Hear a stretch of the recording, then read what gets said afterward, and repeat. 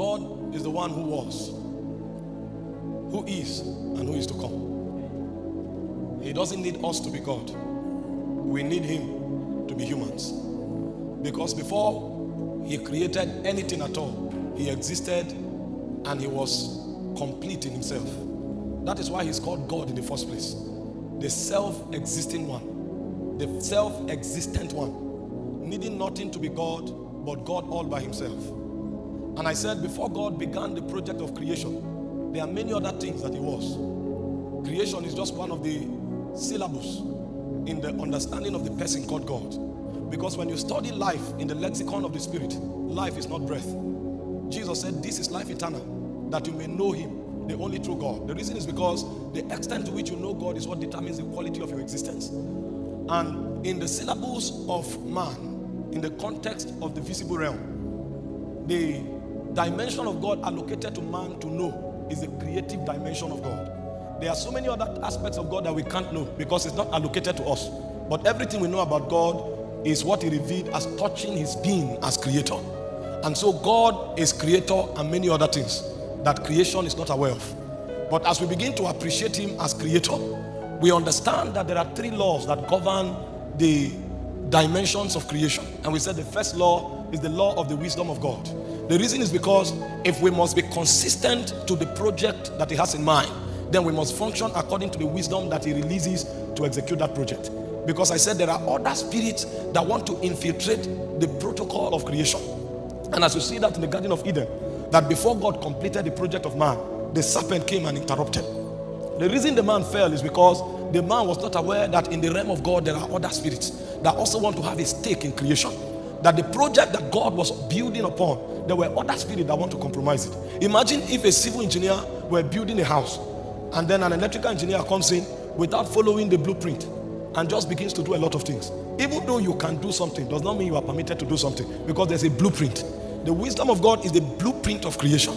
But because the man did not understand that there is a code of wisdom that governs creation, he allowed the serpent to introduce an alien wisdom that sabotaged the process.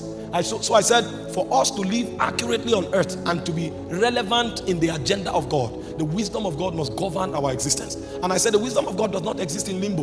The wisdom of God is captured in the context of the proceeding word of God. When God speaks, his words embodies his wisdom. And that is why God said, if you are a man, he said, man shall not live by bread alone, but by every word that proceeded from the mouth of God. I don't know, but the definition of a man is not a being with 2 ears and 2 eyes.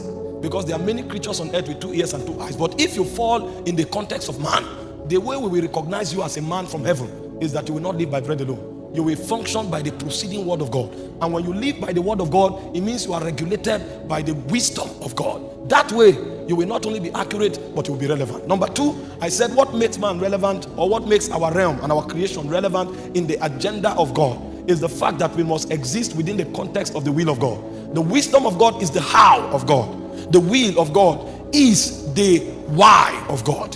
Why does God do what he does? And I said when we begin to function by the code of the will of God, we will not just appreciate life from the fact of fulfillment as individuals, but we'll appreciate life because what we are doing is striking a chord in another realm. So when a man is excelling in business, for example, it's not just because he's doing well in business. It's because captured within that business that he does is an empowerment to advance a kingdom policy that has an impact beyond himself in another realm. So every time God progresses him, he knows that God is bringing him to a higher realm of responsibility because there is a wisdom and there is a will that must be fulfilled. So when that man is promoted, the agenda of the kingdom on the face of the earth is promoted. So for such a man, he is not only relevant because he's big, he's relevant because he's fulfilling a purpose that transcends his existence. And I told us yesterday that if we were given the opportunity to look into the annals of eternity, we will discover that what we are doing today, we are not the first to do it. There are many people that have done it. A baton was just handed over to us, and when we leave time, we will hand over that baton to another person. Just in case we go to eternity, it shouldn't be told that we were the weakest on that link of spiritual dynasty, because we will play our part and we will leave our quota on the face of the earth. And I said the moment the wisdom of God is accomplished in time, there will be no need for this existence anymore. So the Bible said the elements of the earth will melt. So what keeps this realm going is the fact that God has a will in this realm. When the will of God is accomplished, this realm will no longer be necessary. You see, I saw a new heaven and a new earth appear. So there is another project that God will embark upon in the ages to come. What is keeping this project in place is that God still has a will in this realm. When that will is accomplished, the buildings will no longer be necessary. The money will no longer be necessary. The elements of this world will melt. So what gives the money, the building, the name, the influence, relevance is the fact that it was allocated to us as a weapon for advancing the will of God. And I say thirdly, God has a purpose. And the purpose of God is simple: to establish his invincible kingdom in the earth. And when his invincible kingdom is established upon the earth will run on the frequency of his will and on the frequency of his wisdom. But you see, as we progressed, we discovered there were many truncations. Like I mentioned already, how that the serpent came into the garden to truncate the protocol. And because of that truncation, an alien operation was introduced into man. Man was created to function in alignment with the frequencies of heaven. It was a natural thing for him. The moment God stepped into the garden, the man knows. Because the man keeps pace with God. Everything the man does on earth is a photocopy of what is in heaven. The man could not function on earth apart from God. The reason is because God created the man as himself. Not just like himself, but as himself. Because he created the angelic realm first. After he was done creating the angelic realm, he decided to replicate himself and to put himself in another dimension. So when he said, let us make man in our own image, after our likeness, it was an attempt to recreate God. So when he put the man on earth, the man was expected to replicate everything that is in the invincible realm. But you see, when that evil came into the context and the man was truncated, he could no longer have access. So he could no longer keep pace with God.